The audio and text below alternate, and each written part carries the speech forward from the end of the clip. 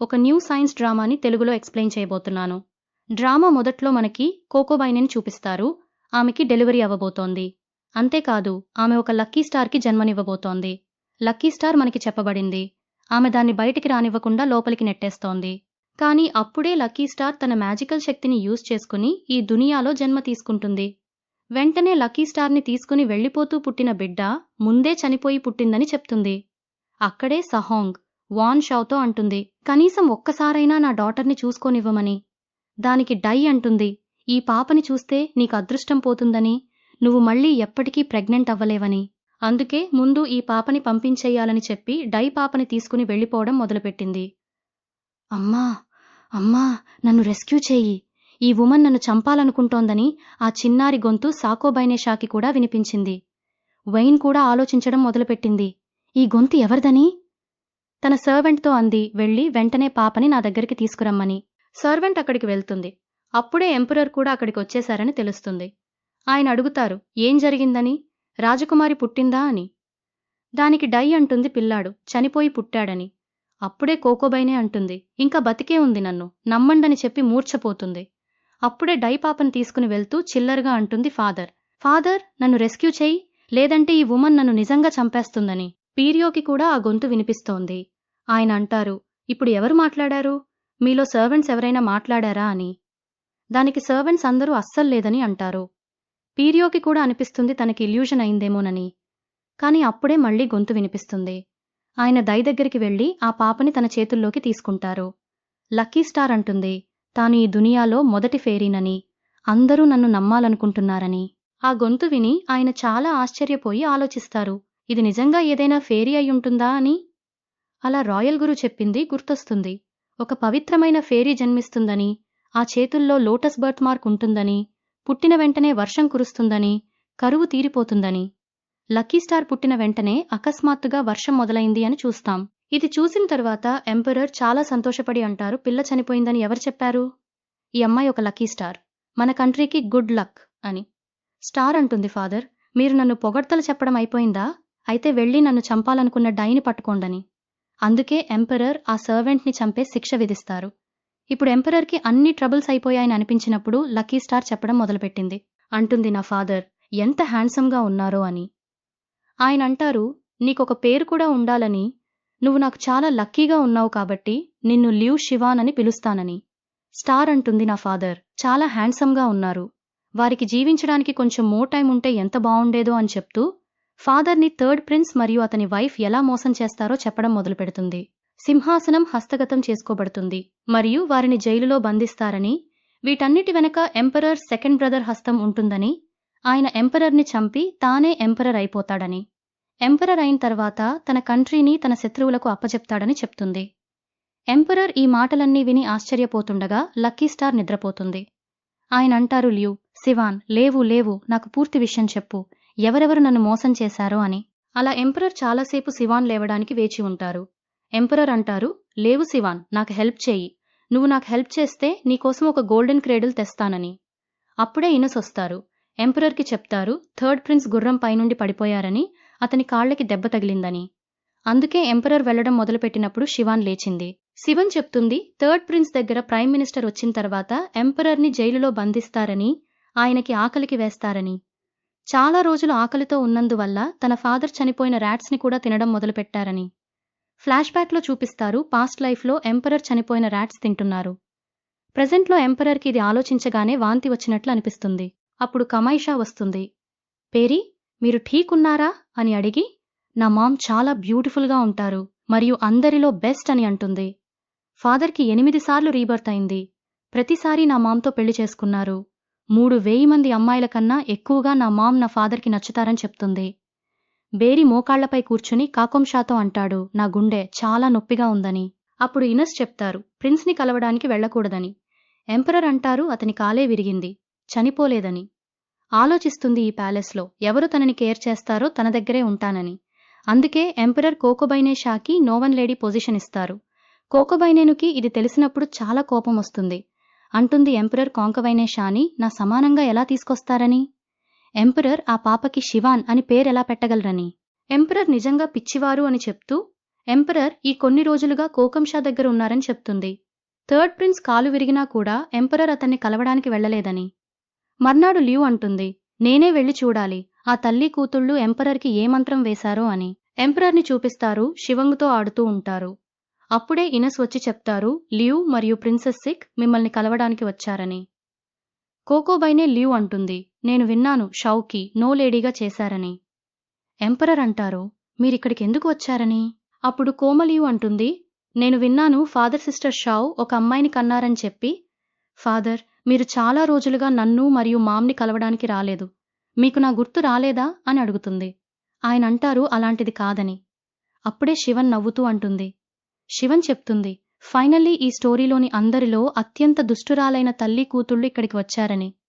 వీళ్ళిద్దరూ అమాయకంగా కనిపించినంత అమాయకంగా లేరని. ఎంపరర్ ఆలోచిస్తారు, లిల్ స్టార్కి ఏదైనా మిస్అండర్స్టాండింగ్ అయిందేమో అని. లియు అంటుంది, ఫాదర్, నా సిస్టర్ని గుండెలో హత్తుకోవాలని. శివ ఏడుస్తూ అంటుంది, ఫాదర్ ప్లీజ్ వాళ్ళని నన్ను టచ్ చేయనివ్వకండని. అందుకే కోకబై షౌ అంటుంది, నీ సిస్టర్ ఇంకా చాలా చిన్నది, నువ్వు తనని ఎత్తుకోలేవని. అప్పుడు కోకబైనే లియు అయితే షౌని వ్యంగ్యంగా మాట్లాడటం మొదలు పెడుతుంది. తర్వాత వాళ్ళు చెప్తారు, ఇదిగో నువ్వు నీ సిస్టర్ని పట్టుకోవచ్చని. తనకి అనిపిస్తుంది తాను తన కళ్ల ముందు సిక్ని ఫాలో అవుతూ చూశానని, ఆమె అస్సలు శివాన్ని ట్రబుల్ చేయడం లేదని. కానీ వీళ్ళు ఇవన్నీ ఆలోచిస్తుండగా సిక్ అయితే నేరుగా శవాన్ని కింద పడేసింది. అప్పుడు వాషా వెంటనే శవాన్ని పట్టుకుని అంటుంది, చూపించు, నీకు దెబ్బ తగిలిందా అని. ఏడుస్తూ అంటుంది, మామ్, వీళ్ళిద్దరూ తల్లి కూతుళ్ళు నన్ను చంపాలనుకుంటున్నారని. అందరికీ నా మీద జెలసీ అవుతోంది, ఎందుకంటే నేను చిన్నదాన్నైనా అందరిలో అందంగా ఉంటానని. రాయల్ కాంకోషా గట్టిగా అంటుంది, సిక్స్ ప్రిన్సెస్, నువ్వు తెలిసి తెలిసి తన్ని ఎందుకు కిందేశావని. ప్రిన్సెస్ సి అంటుంది, అలాంటిది కాదు, నా కాలు జారిపోయిందని. లియు అంటుంది, కాకోషా, నా కూతురు తప్పు చేసింది అంటే ఏమైపోయింది, నువ్వు తన్ని అలా కసరుకోలేవని. ఏడుస్తూ అంటుంది, ఈ తప్పు అంతా నా గుడ్డివాసన వేసే ఫాదర్దే. నా ప్యాలెస్లో ఎవరికీ బిడ్డ పుట్టడం లేదు, ఎందుకంటే కోకోబైనే లియుకి తెలిసినప్పుడే కోకోబైనే ప్రెగ్నెంట్ అయిన లియు డాక్టర్స్కి డబ్బులిస్తుంది. దాంతో ఆ డాక్టర్స్ మిగతా కోకోబైనేల అబార్షన్స్ చేసేస్తారు. పుట్టిన పిల్లలని కూడా కోకోబైనే లియు చంపాలని చూస్తుంది. ఈసారి వాళ్ళు తల్లి కూతుళ్ళు నన్ను చంపాలని చూస్తున్నారని. ఈ మాటలన్నీ కాకోషాకి కూడా వినిపిస్తున్నాయి. ఆమె అర్థం చేసుకుంటుంది, సిక్ చిన్నప్పట్నుంచే అందర్నీ చంపుతూ వస్తోందని, ముందు ముందు ఆమె ఎవరినైనా చంపగలదని. అందుకే ఆమె ఎంపరర్తో అంటుంది, నేను కాకోవైన్గా ఉండి ఈరోజు ఎంపరర్ నుండి జస్టిస్ అడుగుతున్నాను అని. ఎంపరర్ అంటారు, నా చిన్నారి ప్రిన్సెస్కి నష్టం చెయ్యాలని నా ఉద్దేశం అస్సలు లేదు అని. ఇప్పుడు ప్రిన్సెస్కి అనిపిస్తుంది ఎంపరర్ తన మీద టైం ఇవ్వరని. కానీ అప్పుడే ఎంపరర్ ప్రిన్సెస్కి నష్టం చెయ్యాలని ప్రయత్నించారు కాబట్టి నిన్ను హౌస్ అరెస్ట్ చేస్తున్నానని, నా పర్మిషన్ లేకుండా ఇంటి బయటికి వెళ్లకూడదని అంటారు. లియు అంటుంది, పైగా ఈ ప్రిన్సెస్ చాలా చిన్నది, మీరు తన్ని అలా పనిష్ చేయలేరని. తర్వాత వాళ్ళంటారు, మీరిద్దరూ తల్లి కూతుళ్ళు చేసినదంతా నాకు చెప్పాలి అని. తర్వాత వాళ్ళు ఆలోచిస్తారు, బహుశా వీళ్లు కూడా థర్డ్ ప్రిన్స్ మరియు ప్రైమ్ మినిస్టర్ కూయితో కలిసి ఉంటారని. వీళ్ళింకా చెప్తారు, మీరిద్దరూ తల్లి కూతుళ్ళు అస్సలు కోకోబైనే షాస్ మ్యాన్షన్లోకి రాకూడదని. మీరింకో మాట మాట్లాడితే కోకోబైనే పొజిషన్ నుండి నిన్ను తీసేస్తానని. కాకో లియు వెళ్తూ షాని చూస్తుండగా శివ్నైన్ అంటుంది, నా మామ్ని అలా చూసే ధైర్యం నీకెలా వచ్చిందని చెప్పి నేరుగా కాకో లియు మీదే సూసు చేసేసింది. లియు ఏదైనా అనబోయినప్పుడు ఎంపరర్ అంటారు, నేను చెప్పినది మరిచావా అని. అందుకే చుప్చాప్ కాంకోబైనే అక్కడ్నుండి వెళ్ళిపోతుంది. అంటుంది, నా మామ్ డాడ్కి నా మీద కాన్సర్న్ ఉంది, వాళ్ళని ట్రబుల్ చేసే వాళ్ళందరికీ నేను మంచి లెసన్ నేర్పిస్తానని. ఎంపరర్ అంటారు, శివన్ నా ముద్దు ప్రిన్సెస్, అందుకే నేను తనకి 1,000 టన్ బంగారం బహుమానంగా ఇస్తానని. ఇది వినగానే ఆమె చాలా ఆశ్చర్యపోతుంది మరియు అంటుంది తనకి బంగారంలో పడుకోవడం చాలా ఇష్టమని. నెక్స్ట్ డే సీన్లో మనకి ప్రిన్స్ లీని చూపిస్తారు. అతను శివన్ని కలవడానికి వస్తాడు. లీ అంటాడు, చూడు సిస్టర్, నీకోసం గిఫ్ట్ తీసుకొచ్చానని. శివన్ అంటుంది, నా బ్రదర్ ఎంత హ్యాండ్సమ్గా ఉన్నారో, కానీ దురదృష్టమేమిటంటే వారి మీద అబద్ధపు ఆరోపణ వేస్తారు, ఎంపరర్ మీద బ్లాక్ మ్యాజిక్ చేశారని. అందుకే ఎంపరర్ బ్రదర్ లీని చంపే శిక్ష ఇవ్వబోతున్నారని. ఆఫీసర్స్ బ్రదర్ లీ ఇంటిలో సర్చ్ చేయడానికి వస్తున్నారని. వాషా ఈ మాటలన్నీ విని ప్రిన్స్ లీతో అంటుంది, వెంటనే మీ ఇంటికి వెళ్ళండి, అక్కడేమైనా దాచారేమో చూడమని. అందుకే ప్రిన్స్ వెంటనే తన ఇంటికి వస్తాడు. కానీ అక్కడ ఎంపరర్స్ బట్టలు మరియు మ్యాజిక్ చేయడానికి ఒక డాల్ కూడా దొరుకుతుంది. అప్పుడే ఒక మనిషి వచ్చి చెప్తాడు ప్రిన్స్ లీ, ఎంపరర్ మన ఇంటిని చుట్టుముట్టారని. అక్కడ ఎంపరర్ని చూపిస్తారు. ఆయన ప్రిన్స్ లీ మీద చాలా కోపంగా ఉంటారు. అంటారు, నువ్వు నా ఇంట్లో ఏం చేస్తున్నావు, నువ్వు నా మీద బ్లాక్ మ్యాజిక్ చేయాలని అనుకున్నావా అని. ప్రిన్స్ లీ అంటాడు, నాకు తెలీదు ఎంపరర్, ఎవరో నన్ను ఫ్రేమ్ చేయాలని ప్రయత్నిస్తున్నారని. ప్రిన్స్ ఇప్పుడు ప్రైమ్ మినిస్టర్తో అంటారు, ఏ ప్రిన్స్ అయినా తెలిసి మీ మీద బ్లాక్ మ్యాజిక్ చేయాలననుకుంటే అది రెబెలియన్, అది పెద్ద పాపం. లా ప్రకారం మీరు వారిని డెత్ శిక్ష వెయ్యాలి అని. ప్రిన్స్ ఆలోచిస్తాడు ఫాదర్, వెంటనే ఈ ప్రిన్స్ని చంపేయండి, తర్వాత నేను క్రౌన్ ప్రిన్స్ అవుతానని. వారు ప్రిన్స్ లీని చంపే శిక్ష ఇవ్వబోతున్నప్పుడు అక్కడికి కోకో షబా వస్తుంది. ఆగండి అని అరుస్తూ బ్రదర్తో అన్యాయం జరిగింది. బ్రదర్ లీని ఫ్రేమ్ చేయాలని థర్డ్ ప్రిన్స్ మరియు ప్రైమ్ మినిస్టర్ కూయి కలిసి ప్రయత్నిస్తున్నారని అంటుంది. ఇది విన్న తర్వాత ఎంపరర్ వెంటనే తమ సోల్జర్స్కి చెప్తారు ప్రిన్స్ లీని వదిలేయమని. తెలుస్తుంది థర్డ్ ప్రిన్స్ ఒక ఇనస్కి బ్రైబ్ ఇచ్చాడని. దాంతో ఆ ఇనస్ మీ బట్టలు దొంగిలించి ప్రిన్స్ లీ అంటే కాన్ ప్రిన్స్ ఇంట్లో దాచాడని. ఈ ఏన్షియంట్ డాల్ తయారు చేసిన క్రాఫ్ట్స్ మ్యాన్ ఇంకా థర్డ్ ప్రిన్స్ దగ్గరే ఉన్నాడని. నేనింకా ప్రిన్స్ లీని రెస్క్యూ చేయగలను అని చెప్తుంది. అన్నీ విని సోల్జర్స్ చెవిలో ఏదో చెప్తారు. థర్డ్ ప్రిన్స్ అంటాడు, పేరీ మీ దగ్గర అన్ని ఎవిడెన్సెస్ ఉన్నాయి, మీరిప్పుడే క్రౌన్ ప్రిన్స్ని చంపవచ్చు అని. తర్వాత ఆ సోల్జర్ కూడా వస్తాడు. అంటాడు, మనకి ఈ డాల్ గురించి అన్నీ తెలిసింది అని. అప్పుడే ఎంపరర్ పేపర్ ఇచ్చి అంటారు, థర్డ్ ప్రిన్స్ వెనకాల నీ హస్తం కూడా ఉందని. ఎంపరర్ అంటారు, థర్డ్ ప్రిన్స్ నువ్వు నా పొజిషన్ తీసుకోవాలనుకుంటున్నావు అని. ప్రిన్స్ అంటాడు, ఎంపరర్ నన్ను క్షమించండి అని. అప్పుడు పేరీ అంటారు, థర్డ్ ప్రిన్స్ మరియు అతని వాళ్లకి 50 కోళ్లు కొట్టమని. అప్పుడు శివన్ అంటుంది, 50 అంటే అతనికి చాలా తక్కువ. మీకు గుర్తుందా ఫాదర్, అతను మిమ్మల్ని రా ర్యాట్స్ తినిపించాడని. ఇది విని ఎంపరర్కి వాంతి వచ్చినట్లు అనిపిస్తుంది. ఆయన అంటారు తన్ని 200 సార్లు కొట్టమని. కొంత టైం తర్వాత సీన్ చూపిస్తారు. అక్కడ శివన్కి చాలా బంగారు ఇటుకలొచ్చాయి. ఇవి చూసి ఆమె చాలా సంతోషంగా ఉంటుంది. కల్టివేషన్ వరల్డ్లో నేను అన్ని బంగారాలు పోగొట్టుకున్నాను, కానీ ఇప్పుడు నేను న్యూ స్టార్ట్ చేస్తానని అంటుంది. అక్కడ వాళ్ళు డ్రింక్స్ చేస్తూ ఎంజాయ్ చేస్తుంటారు. దూరం నుండి కాకో, లియూ ఇవన్నీ చూస్తుంది. తన డాటర్కి చాలా బ్యాడ్లీ దెబ్బ తగిలింది. పైగా థర్డ్ ప్రిన్స్కి పనిష్మెంట్ ఇవ్వబడిందని ఆలోచిస్తుంది. లియూ ఆలోచిస్తుంది, ఈ రోజు జరిగిన దానికి అంతటికీ కారణం శివాన్ అని, ఇన్ని చంపేస్తాను అని. అందరూ తింటూ తాగుతూ ఎంజాయ్ చేస్తుంటారు. అప్పుడు అకస్మాత్తుగా ఎంపరర్ గుండెలో నొప్పి మొదలవుతుంది. అక్కడ శివన్ని చూపిస్తారు. ఒక ఉమన్ చాకు పట్టుకుని తన వైపుకి వస్తోంది. ఆమె శివన్ని చంపబోయినప్పుడు సెవాన్ అంటుంది, కాకోబైనే లియూ వల్ల నిన్ను చంపుతున్నానని.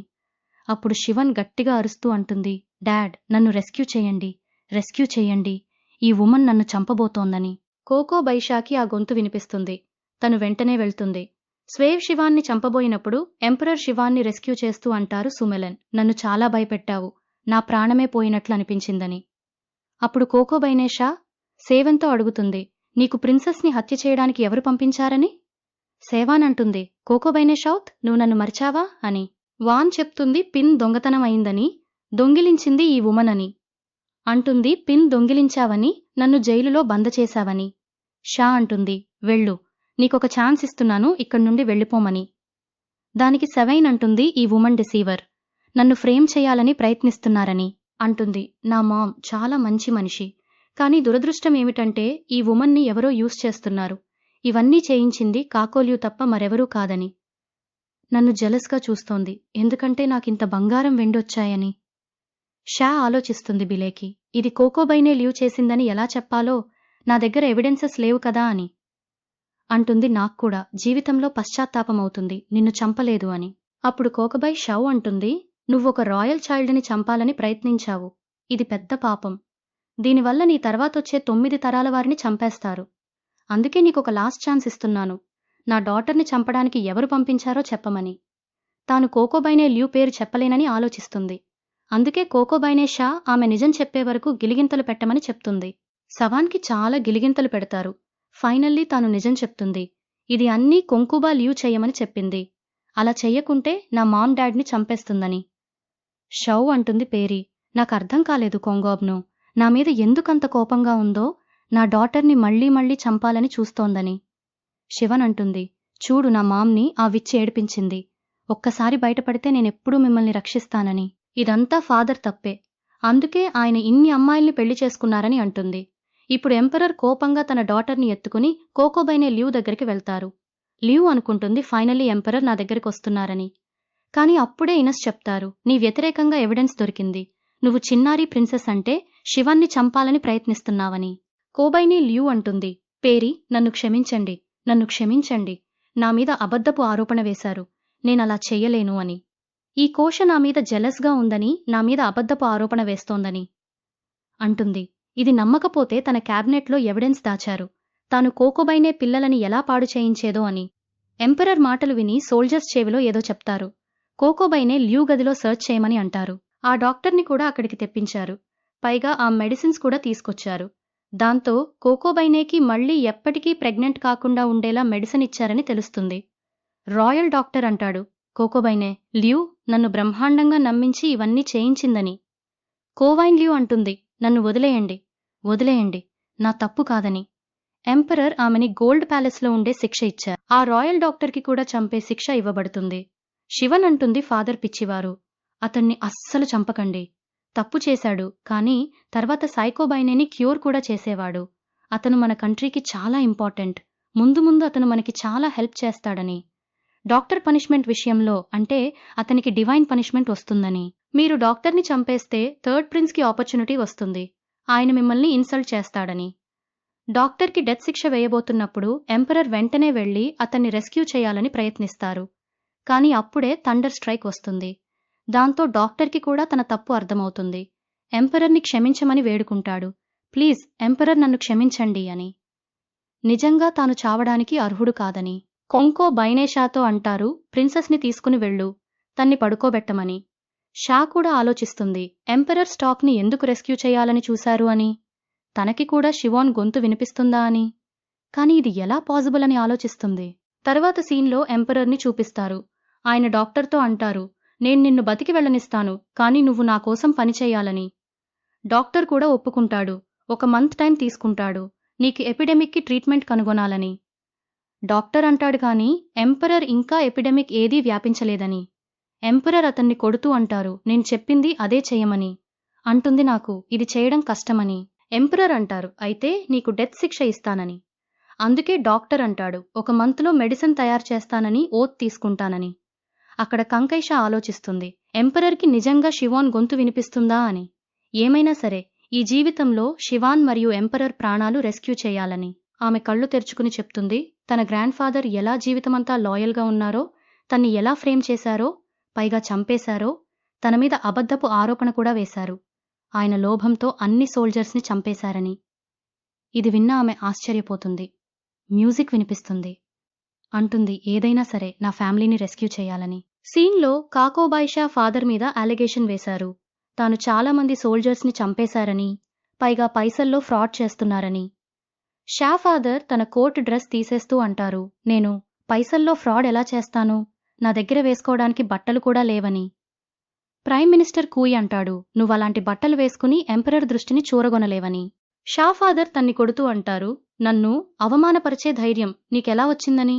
ఈ చిన్న విషయంతో అక్కడున్న ఆఫీసర్స్ అందరూ ఒకరితో ఒకరు ఫైట్ మొదలుపెట్టారు. ఎంపరర్ కూడా వాళ్ళని ఆపాలని చూశారు. ఆయన తలకి దెబ్బ తగులుతుంది. ఆఫీసర్స్ ఎంపరర్ని క్షమించమని అడుగుతారు. ఫ్లాష్ బ్యాక్లో చూపిస్తారు షా సర్వెంట్. ఆ అన్ని విషయాలు షా ఫాదర్కి చెప్పేసింది. షా ఫాదర్ కూడా అక్కడ నిద్రపోతున్నట్లు నటించడం మొదలుపెడతారు. అప్పుడే ఎంపరర్ డాటర్ లిల్ స్టార్ వస్తుంది. శివన్ అంటుంది, నా గ్రాండ్ ఫాదర్ నిజంగా చాలా పవర్ఫుల్గా కనిపిస్తున్నారు. ఆయన జీవితమంతా పబ్లిక్ మరియు దేశ సర్వీస్ చేశారు. చాలా లాయల్గా ఉన్నారు. నిజమైన ట్రైటర్ అంటే ప్రైమ్ మినిస్టర్ కూయి ఇతను. మీరతనికి ఎందుకు పనిష్మెంట్ ఇవ్వరని. షా ఫాదర్ ఆ పాప మాటలన్నీ వింటున్నారు. ఇక్కడ ఉన్న వాళ్ళందరూ ప్రైమ్ మినిస్టర్ కూయి వాళ్లే. తెలిసి కూడా మీరు వాళ్ళని ఇక్కడి నుండి తరిమేయలేరు. షా ఫాదర్ అంటారు, ప్రైమ్ మినిస్టర్ వేసిన ఆరోపణ ఏదైనా ఈ రోజు నేను యాక్సెప్ట్ చేసుకుంటున్నాను. పైగా ఎంపరర్ దగ్గర ప్రైమ్ మినిస్టర్ ఇంటిలో సర్చ్ చేయమని కూడా రిక్వెస్ట్ చేస్తున్నానని. ప్రైమ్ మినిస్టర్ అంటాడు, సరే వెళ్ళి నా ఇంటి సర్చ్ చేయండి. అప్పుడు శివన్ ఆలోచిస్తుంది, అతను ఎవిడెన్సెస్ని ఇటుక కింద దాచుంటాడు, అందుకే ఎవరూ చూసి ఉండరు అని అనిపిస్తుంది. ఎంపరర్ అన్ని విని ఇనస్ చెవిలో ఏదో చెప్తారు. వారి వాళ్ళు ప్రైమ్ మినిస్టర్ కూయి ఇంటికి వస్తారు. వచ్చి చెప్తారు, మార్కస్ ఇంటి నుండి ఏమీ దొరకలేదు, పైసల్లో ఫ్రాడ్ చేస్తారని నిరూపించేది ఏదీ లేదని. ప్రైమ్ మినిస్టర్ కూయి ఇంటి నుండి బ్రైబ్, పైసలు మరియు సీక్రెట్ మెసేజెస్ కూడా దొరికాయని. కూయి కూడా ఆలోచిస్తాడు, ఇది ఎలా పాసిబుల్, నేను చాలా కేర్ఫుల్లీ దాచాను కదా అని. ఎంపరర్ గట్టిగా అంటారు, ప్రైమ్ మినిస్టర్ ఇదంతా ఏమిటి, మీరు తెలిసి మార్కస్ని ఫ్రేమ్ చేయాలని అనుకున్నారు అని. అప్పుడు షా ఫాదర్ అంటే, మార్కస్ చాలా బ్యాడ్లీ ప్రైమ్ మినిస్టర్ని కొట్టడం మొదలుపెట్టారు. ఎంపరర్ గట్టిగా చెప్తారు, నువ్వు మాకు వ్యతిరేకంగా వెళ్ళావు, అందుకే నీకు డెత్ శిక్ష ఇస్తున్నానని. ఆఫీసర్ వెళ్ళిన తర్వాత ఎంపరర్ అంటారు, నాకు తెలుసు మార్కస్ మీకు కూడా నా డాటర్ గొంతు వినిపించింది అని. అంటారు, ఈ విషయం బయటికి వెళ్ళకూడదని. పైగా నేను మీకు ఒక ఇంపార్టెంట్ పని ఇవ్వబోతున్నానని. ప్రైమ్ మినిస్టర్ వెళ్ళిన తర్వాత కూడా మన ట్రబుల్స్ తగ్గలేదు. మన మీద అటాక్ జరగవచ్చు. అందుకే మీరు కింగ్ డబ్ల్యూ దగ్గరికి వెళ్ళి అతన్ని వాచ్ చేయమని. తర్వాత వాళ్ళు ఆలోచిస్తారు, శ్రీవాన్ ఫాదర్, మీరు మరియు మీ మామ్ని ఎప్పుడూ ప్రొటెక్ట్ చేస్తానని. అక్కడ శ్రీవాన్ని చూస్తాం. నిద్రలో కూడా బంగారం వెండి కనిపిస్తున్నాయి. 3 ఆఫీసర్స్ వస్తారు. అంటారు ఎంపరర్, మా దగ్గర డాటర్స్ ఉన్నారు. మీరు కాస్త వాళ్ళని కాంకోబైనే యాక్సెప్ట్ చేయవచ్చు అని. అంటారు, మీకు నేను యానిమల్ అనిపిస్తున్నానా అని. మీరే ఆలోచించండి, నేనెవరెవరు విమెన్తో నిద్రపోగలనని. మనకి అన్నిటికంటే ముఖ్యమైన పని మన దేశాన్ని రక్షించడం, పిల్లలు పుట్టించడం కాదు. కొంచెం మీ బ్రెయిన్ని కంట్రీ మ్యాటర్స్ మీద కూడా వాడండి అని అర్థమైందా అని చెప్తుంది పీరియోకి. ప్రిన్స్ లీ అనే అమ్మాయిని ఇష్టపడ్డారని. ఆమె ఒక ప్రిన్సెస్, చాలా మంచి మనిషి. కానీ థర్డ్ ప్రిన్స్కి ఇది తెలిసి ఏదైనా చేసి ప్రిన్సెస్ మాసూమియత్ తీసుకోవాలని చూస్తున్నాడని. ప్రిన్స్ లీ ఈ మాటలన్నీ వింటున్నారు. కొంత టైం తర్వాత సీన్ చూపిస్తారు. పేరీ అంటారు, మీరిద్దరూ ప్రిన్సెస్ యంగ్ అయ్యారు, ఇప్పుడు మీకు కోకోబైనే సెలెక్ట్ చేయడానికి రైట్ టైం అని. చెప్తాడు, నాకు ప్రిన్సెస్ తైఫు చాలా ఇష్టమని. అంటారు, 3 రోజుల తర్వాత ప్యాలెస్లో ఫీస్ట్ ఉంటుంది. తైఫు అక్కడికి వస్తే నీకామెతో పెళ్లి చేస్తానని. 3 రోజుల తర్వాత సీన్ చూపిస్తారు. రాయల్ ప్రిన్సెస్ మరియు ప్రిన్సెస్ అక్కడికి వచ్చేశారు. అందరూ ఎంజాయ్ చేస్తున్నారు. అప్పుడు శివ్వన్ అంటుంది, నేను మరిచేపోయాను. ప్రిన్స్ పిన్తో తైఫో భోజనంలో డ్రగ్ కల్పించబోతున్నారు. ఆమెతో ఫోర్స్ చేయబడుతుంది. దాంతో ఆమె ఇన్నసెన్స్ తీసుకుంటారు అని. ఒక అమ్మాయిని చూపిస్తారు. ఆమె థర్డ్ ప్రిన్స్తో అఫేర్ నడుపుతోంది. ప్రిన్స్ మాట ప్రకారమే ఆ అమ్మాయి వెళ్లి తైఫూకి డ్రింక్ సర్వ్ చేస్తుంది. తాగినందుకు తైఫు తబియత్ పాడవుతుంది. ఒక రూంలోకి తీసుకొస్తారు. అక్కడ థర్డ్ ప్రిన్స్ వస్తాడు. ఇప్పుడు ఆ అమ్మాయి మరియు ఇలస్ బయటికొస్తారు. అప్పుడే ఒక మనిషి ఆ ఇద్దరినీ బేహోష్ చేసేస్తాడు. కొంత టైం తర్వాత ప్రిన్సెస్ సిక్కి ఏదో గొంతు వినిపిస్తుంది. ఇప్పుడు ఆమె పీరియోని తీసుకుని అక్కడికి వస్తుంది. అంటుంది, థర్డ్ ప్రిన్స్ మరియు ప్రిన్సెస్ సైఫు గొంతులు వినిపించాయని. తర్వాత వాళ్ళు కోపంగా లోపలికి వెళ్లి అరుస్తూ అంటారు, థర్డ్ ప్రిన్స్, నువ్విక్కడ ఏం చేస్తున్నావని. కొమషా కూడా అంటుంది, మీకు తెలీదా, తైఫుసు ఫ్యామిలీలో అందరికంటే పెద్ద డాటర్, ఆమె పెళ్లి ప్రిన్స్లీతో కావలసి ఉందని. అప్పుడు శివన్ అంటుంది, థర్డ్ పీస్ పని అయిపోయిందని. లీ తైఫోని తీసుకుని అక్కడికి వస్తారు. ఇది చూసి థర్డ్ ప్రిన్స్ ఆశ్చర్యపోతాడు. ప్రిన్స్, మీరు నన్నలా ఇన్సల్ట్ చేయలేరని. అప్పుడు ప్రిన్స్ ఆశ్చర్యపోతాడు. తెలుస్తుంది, ప్రిన్స్ ఆ అమ్మాయితో నైట్ స్పెండ్ చేశారని. ఫ్లాష్ బ్యాక్లో చూపిస్తారు, థర్డ్ ప్రిన్స్కి డ్రగ్ ఇచ్చి ఆమె తన దగ్గరికొస్తుంది. అంటుంది, నా ప్రిన్సెస్ అవ్వు, నేను వెంటనే నిన్ను క్వీన్ చేస్తానని. నేను చూస్తాను నీలాంటి ఉమన్ని క్రౌన్ ప్రిన్స్ ఎలా యాక్సెప్ట్ చేస్తారో అని. ఇది చెప్పి ఫోర్స్ చేయబోతుంది. క్యాన్పాస్ అక్కడికి వస్తారు. థర్డ్ ప్రిన్స్ని బేహోష్ చేసి వెంటనే తీసుకుని వెళ్ళిపోతారు. అంటారు, వీళ్ళిద్దరినీ లోపలికి తీసుకెళ్లమని. అందుకే ఫాచాడు. అతన్ని చూసి అందరూ 3వ రాజకుమారిని పరిహసించడం మొదలుపెట్టారు. రాజకుమారుడు అన్నాడు, నాకు వీళ్లతో అసలు పరిచయమే లేదు. అప్పుడు సిద్ధసంధి, నువ్విలా ఎందుకు చెప్తున్నావు? ఇవన్నీ చేయమని నీవే నాకు చెప్పావు కదా. 3వ రాజకుమారుడు అన్నాడు, అబద్ధాలు మాట్లాడకు. నిన్నీ ఈ పరిస్థితి నుండి బయటపడేస్తాను. ఇక ఎన్నటికీ ఇక్కడికి తిరిగి రాకు. అలాగే ఇనుస్కి మరియు ఆ స్త్రీకి శిక్ష విధించారు. సివాన్ మళ్లీ ఆలోచించడం మొదలుపెట్టింది. ఈ ముగ్గురు సింహాసనం అధిష్ఠించరు అంటే ఈ సింహాసనం నాదేనా? అందరి ముందు బాగా అంది. అవును, ఎందుక్కాదు. ఇది చూసి అందరూ నిర్ఘాంతపోయారు. తర్వాత ఆ ముగ్గురు సివాన్ ముందు నిలబడి ఉన్నారు. ఆమె అంది, సివాన్ పుట్టినరోజే నాకామె గొంతు వినిపించింది. బేరీ అంది, అవును, నాక్కూడా వినిపించింది. ఆమె నన్ను వెర్రిది అని తిట్టింది. ఆమె నా గురించి ఏదైనా చెప్పిందంటే. కంకర్వైన్, నువ్వు కూడా విన్నావా? ష్ అంది. అవును. వాళ్ళు మాట్లాడుతుండగా 3వ రాజకుమారుడు కూడా వాళ్ల మాటలు వింటున్నాడు. అతనిక్కడ నుండి వెళ్లలేదు. ఇనుస్ పేరు చొప్పించుకుని అక్కడే తిరుగుతున్నాడు. కొంత సమయం తర్వాత సిక్ని చూపిస్తారు. సివాన్ నిద్రపోతున్నప్పుడు ఆమె సివాన్ని తీసుకుని వెళ్లడం మొదలుపెట్టింది. సర్ కూడా ఆమెను చూసింది. సావ్ యొక్క సేవకురాలు అక్కడికి వచ్చినప్పుడు సివాన్ కనపడలేదని ఆశ్చర్యపోయింది. అక్కడ షీన్ కళ్ళు తెరుచుకుని ఏడవడం మొదలుపెట్టింది. నిద్రపోతున్నప్పుడు కూడా ఈ 3వ రాజకుమారుడు నన్ను శాంతిగా ఉండనివ్వడు. రాజకుమారుడన్నాడు, అవునా, నీ గొంతే ముగ్గురూ వింటున్నారు. నా దగ్గరికి రాగానే ఇలా ఎందుకు ఏడుస్తున్నావు? కనీసం నాకైనా చెప్పు. నేనెప్పుడు చక్రవర్తి అవుతానో, ప్రజలను ఎప్పుడు పాలిస్తానో. కంకో వన్సావ్ చాలా ఆందోళన పడుతోంది సివాన్ కోసం. అప్పుడక్కడికి సీ వచ్చింది. సావ్ గట్టిగా అరుస్తూ అంది, చెప్పు సిక్, నువ్వే కదా నీ చెల్లెలిని మాయం చేశావు? సిక్ అంది, నమ్మండి, నేనేమీ చేయలేదు. అక్కడ సివాన్ కనిపించింది. దయచేసి భగవంతుడా, నన్ను రక్షించు. నేను నిర్దోషిగా బయటపడితే నీకోసం ఒక దేవాలయం కడతాను. అప్పుడు సివాన్పై మెరుపు పడింది. ఇది చూసి రాజకుమారుని మనిషి కూడా ఆశ్చర్యపోయాడు. పిల్లకి పర్వతవేగముందా? మనం ఇక్కడే వదిలిపెట్టి వెళ్ళిపోవాలి. అక్కడికి కొన్ని దెయ్యాలొచ్చాయి. సీనంది. నన్ను సహాయం చెయ్యండి. నేను దివ్యపరీని. మీరు నన్ను సహాయం చేస్తే మీకు సాధన శక్తి ఇస్తాను. రాజకుమారుడు ఈ తోడేళ్లే శివాన్ని తినేస్తాయి అనుకుని అక్కడ్నుండి వెళ్ళిపోయాడు.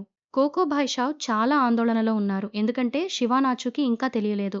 చక్రవర్తి అన్నాడు, నువ్వు ఆందోళన పడకు. ఏమైనా సరే నేను శివాన్ని తిరిగి తీసుకొస్తాను. మాటలు సాగుతుండగా దెయ్యాలు శివాన్ని అక్కడుంచి వెళ్ళిపోయాయి. కకోషా శివాన్ని జాగ్రత్తగా చూస్తూ అడిగాడు, నువ్వు బావున్నావా? మనసు యొక్క ఆత్మ అంది. మూడో రాజకుమారుడే నన్ను చంపాలని చూస్తున్నాడు. అతనికి తెలిసిపోయింది. మీ అందరికీ నా మనసు గొంతు వినిపిస్తుందని. శివాన్ అంది కూడా. నేను రాజకుమారి సిక్ వాసన పసిగట్టాను. ఆమె ఇంట్లో బంధించబడలేదు. రాజకుమారి సిక్ కూడా ఇదంతా చూస్తోంది. కొంత సమయం తర్వాత ఆమె తిరిగి వచ్చింది. చివరకు నా చెల్లెలు దొరికింది. మీరు నిన్న ఆమె కోసం ఎంత ఆందోళన పడ్డారు? మేరీ అంది. నువ్వే శివాన్ని బయటకు తీశావు కదా? ఆమె కాదు అంది. అప్పుడక్కడికి స్వేంద్ర వచ్చి అంది, నేను స్వయంగా నా కళ్లతో చూశాను.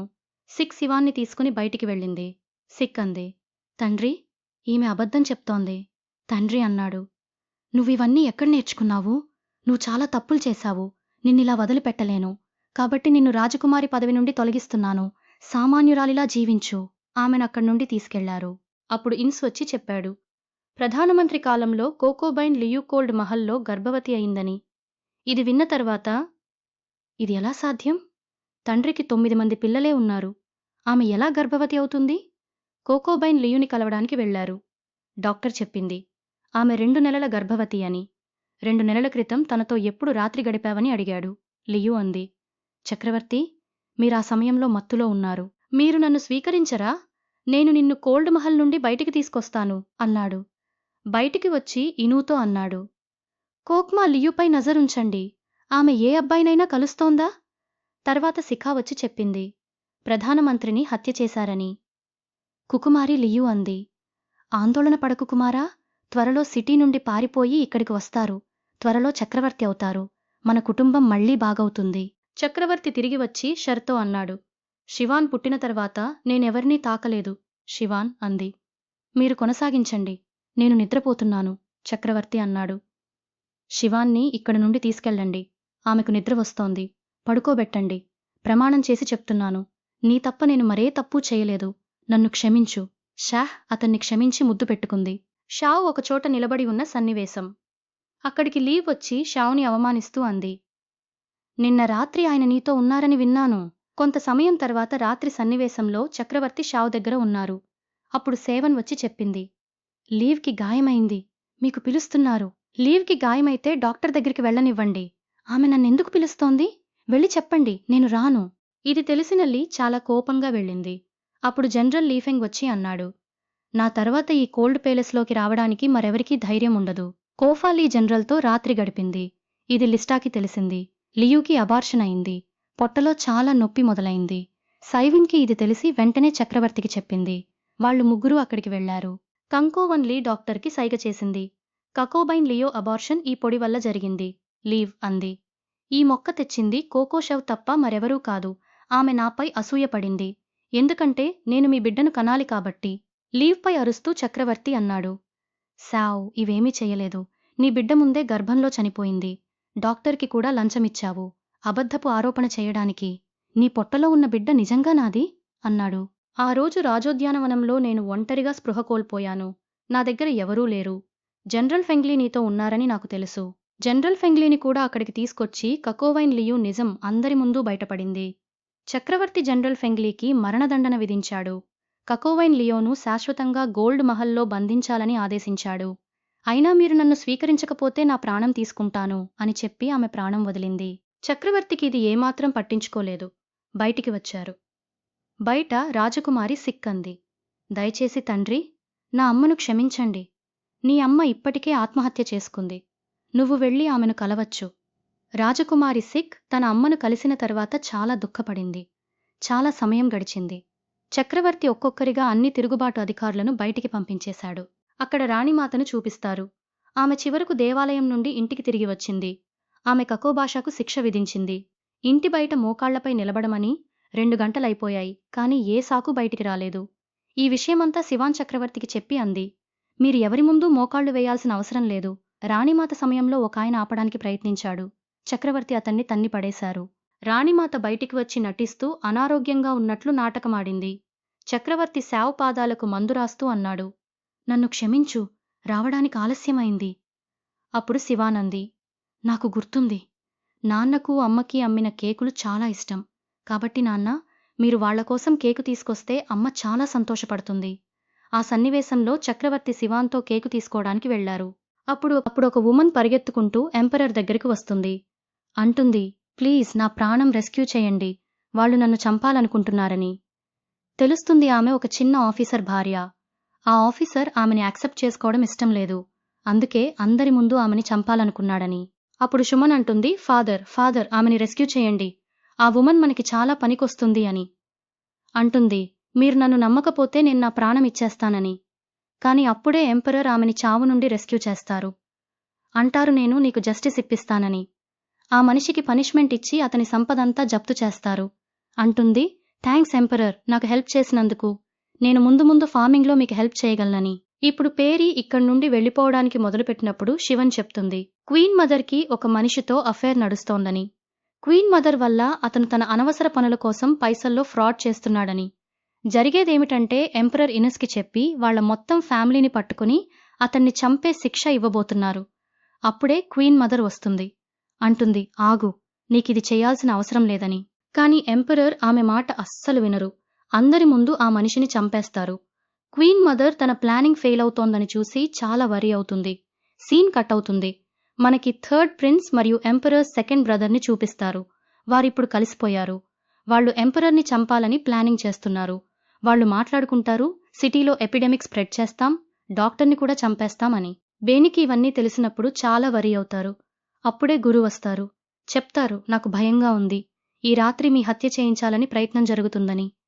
ఇది విన్న ఆయన ఆశ్చర్యపోతారు, నన్ను హత్య చేయడానికి ఎవరొస్తారు అని. కొంత టైం తర్వాత సీన్ చూపిస్తారు. సిక్ అయితే ఎంపరర్ కోసం తీసుకువెళ్తుంది. ఎంపరర్ ఉంటారు. ఆ సూప్ తాగబోతున్నారు. అప్పుడే శివన్ ఏడుస్తూ అంటుంది, ఆ సూప్ తాగకండి, ఫాదర్ దాంట్లో పాయిజన్ కలిపారు అని. ఎంపరర్ అంటారు, నీ సెకండ్ సిస్టర్ చెడ్డదే అయినా నన్నెప్పటికీ పాయిజన్ ఇవ్వదు అని చెప్పి ఆ సూప్ తాగుతారు. అలా కొన్ని రోజులు గడిచిన తర్వాత సీన్లో ఎంపరర్ తమ సగానికి పైగా ట్రబుల్స్ సాల్వ్ చేశారు. కానీ అప్పుడే సెకండ్ ప్రిన్స్ అంటే ఎంపరర్స్ బ్రదర్ వస్తారు. నేరుగా ఎంపరర్ మీద కత్తి పెట్టేస్తారు. దాంతో ఎంపరర్ చాలా వీక్ అయిపోయారు. ఎంపరర్ చూస్తారక్కడ థర్డ్ ప్రిన్స్, సిక్ మరియు తన సెకండ్ బ్రదర్ కూడా ఉన్నారని. అకస్మాత్తుగా ఎంపరర్ తబియత్ పాడవుతుంది. అంటారు, అర్థమైంది సిక్, నువ్వు తెలిసి నాకు పాయిజన్ ఇచ్చావు అని. నాకు అర్థం కావడం లేదు, మీరు నన్నెందుకు చంపాలనుకుంటున్నారు? నేను మీకే తప్పు చేయలేదు కదా అని. పైగా ఆ పాయిజన్ అంటే నేను దాన్ని ఎప్పుడూ తాగలేదు అని చెప్తారు. ముందు పేరీ అందరి ముందు తన సెకండ్ బ్రదర్ని చంపేస్తారు. పైగా క్వీన్ మదర్ మరియు థర్డ్ ప్రిన్స్కి కూడా డెత్ శిక్ష ఇస్తారు. ఇది విన్న తర్వాత క్వీన్ మదర్ అక్కడే మరణిస్తుంది. థర్డ్ ప్రిన్స్ ఎంపరర్ని చంపబోయినప్పుడు ఎంపరర్ చాకు తీసి తన్ని కూడా చంపేస్తారు. శివన్ అంటుంది, నాకన్నీ ఠీక్ చేయాలంటే నాకు సాక్రిఫైస్ ఇవ్వాలి, నా చావు తర్వాతే మీకన్నీ దక్కుతాయని. అందుకే శివన్ తన ప్రాణమిచ్చేస్తుంది. కోకోబైనే అంటారు, ప్లీజ్ ఇలా చెయ్యకు అని. కాని అయినా శివన్ తన ప్రాణం ఇచ్చేస్తుంది. దాంతో మొత్తం రాజ్యం బాగైపోయింది. కాని వాళ్లు తమ లిటిల్ ప్రిన్సెస్ని పోగొట్టుకున్నారు. ఆ బాధను వాళ్ళింకా మర్చిపోలేకపోతున్నారు. శివన్ బాడీని తమ దగ్గరే పెట్టుకుంటారు. అప్పుడే వాళ్లు చూసి ఆశ్చర్యపోతారు. అక్కడున్న అందరూ ప్రిన్సెస్ కోసం ప్రే చేస్తున్నారు, ల్యాంటన్ వెలిగిస్తూ. పేరీకి కూడా చాలా ఇమోషనల్గా అనిపిస్తుంది. అంటారు, ప్లీజ్ హెవెన్, నాకు హెల్ప్ చేయండి, ప్రిన్సెస్ని వెనక్కి తీసుకొచ్చేయమని. బహుశా హెవెన్కి కూడా వాళ్ల మీద దయ కలిగింది. అందుకే వాళ్లు సీవాన్ సోల్ని వెనక్కి తీసుకొస్తారు. ఎంపరర్ సీబాన్ని చూసి చాలా సంతోషపోతారు. అంటారు, నీకోసం గోల్డెన్ క్రేడిల్ తెస్తానని. గట్టిగా అరుస్తూ అంటారు, ఫైనల్లీ పెన్ బాగైందని. అదే సీన్తో ఈ డ్రామాకి హ్యాపీ ఎండింగ్ వస్తుంది.